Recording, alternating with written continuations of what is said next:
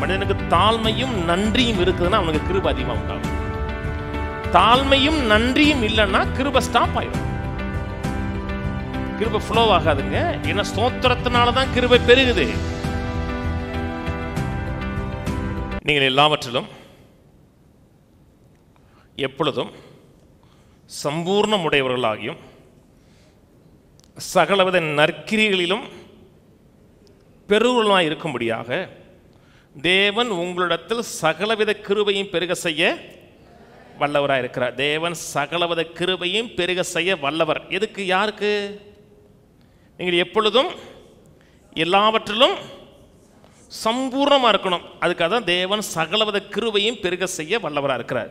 11, தேவனால் எங்களுக்கு சோத்திரம் உண்டாவதற்கு ஏதுவாயிருக்கும் மிகுந்த உதார குணத்திலே நீங்கள் எவ்விதத்திலும் சம்பூர்ணம் உள்ளவர்களாகுவீர்கள்.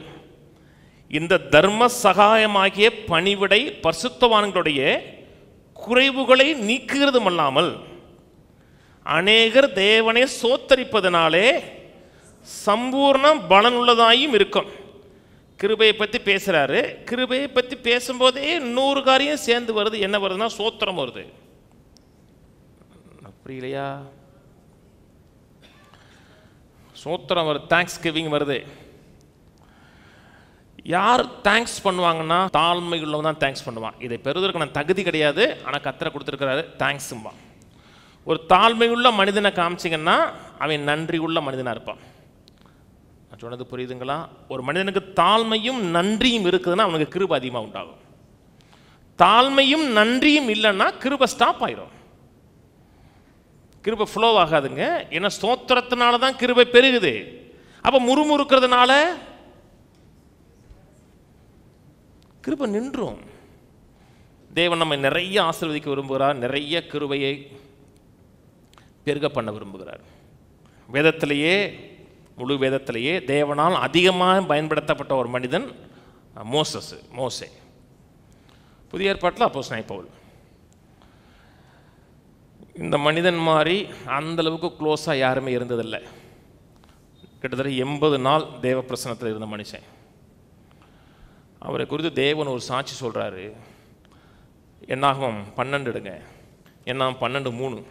மோசையானவன் பூமியில் உள்ள சகல மனிதர்கள் மிகுந்த சாந்த குணமுள்ளவனாக இருந்தான். மோசையானவன் பூமியில் உள்ள சகல மனிதர்களும் சாந்த குணமுள்ளவன்.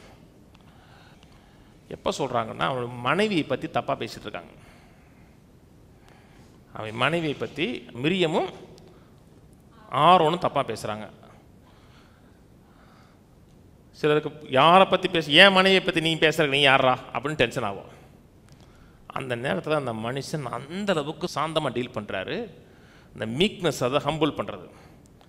எந்த மனிதனுக்கு ஹம்பிளாக இருக்கிறானோ அந்த மனிதனை கர்த்தர் அதிகமாக யூஸ் பண்ணுறாரு. ஹம்பிள் பண்ணுற மனிதன் தேவனுக்கு நன்றியாக இருப்பான். புதிய ஏற்பாட்டு காலத்தில் ஆண்டவராக இயேசு தேவனால் அதிகமாக பயன்படுத்தப்பட்டவர் மனுஷனாக தான் இருந்தார். அவர் சொல்கிறார், நான் சாந்தமும் மனத்தாழ்மையாக இருந்தேன். அதுக்கப்புறம் அப்போஸ்தலர்களில் அப்போஸ்தலனாகிய பவுல் தான் அதிகமாக பயன்படுத்தப்பட்டவர். அவர் சொல்லுகிறார், மற்ற எல்லாரை பார்க்கலும் அதிகமாக பிரயாசப்பட்டேன், ஆகிலும் நானல்ல தேவனுடைய கிருபையை என்னை செய்ய வச்சுங்கிறார். ஒரு மனிதன் தேவனுக்குன்பாக டோட்டலாக ஹம்பிள் பண்ணுறான், தாழ்த்துறான், அவன் நன்றி சொல்லுவான். நன்றி எவன் சொல்கிறானோ அவனை கர்த்தர் அதிகமாக யூஸ் பண்ணுவார். அவன் வாழ்க்கையில் கிருபையை கொடுத்துட்டே. கிருபைங்கிறது என்னதுங்க? தேவனுடைய எபிலிட்டிங்க. தகுதி இல்லாதவனுக்கு தான் கொடுக்குறாரு, அதனால தான் அவன் தேங்க்ஸ் பண்ணுறான். தகுதியுள்ளவன்னா தேங்க்ஸ் பண்ண மாட்டான். அந்த கிருபை தேவன் அவன் வாழ்க்கையில் செயல்பட்டால் எப்படி செயல்படுவானோ அப்படிப்படி செயல்படுதலை ஏற்படுத்தி கொடுக்குது. முறுமுறுக்கிறான், குறை சொல்கிறான்னா கர்த்தர் அதை அருவருக்கிறார், வெறுக்கிறார். அது தேவனுக்கு முன்பாக அபாமினேஷன் மாதிரி அருவருக்கிற ஒரு காரியம். எந்த நேரத்திலையும் முறுமுறுக்காதீங்க, குறை சொல்லாதீங்க. இன்னும் பெருகணுமா, இன்னும் விருத்தி அடையணுமா, நன்றி சொல்லுங்கள் மட்டும் இல்லை, நன்றியுள்ள இருதயத்தோடு சொல்லுங்க. நம்ம ஊரில் ஒரு பழக்கம் இருக்கு, சார் வாங்க சார் எப்படி இருக்கீங்க, நல்லா அம்மா ஐயா. ஆக்ஷனில் நன்றி உள்ள மனசு, நன்றியுள்ள மனதோடு வேலை செய்யுங்க.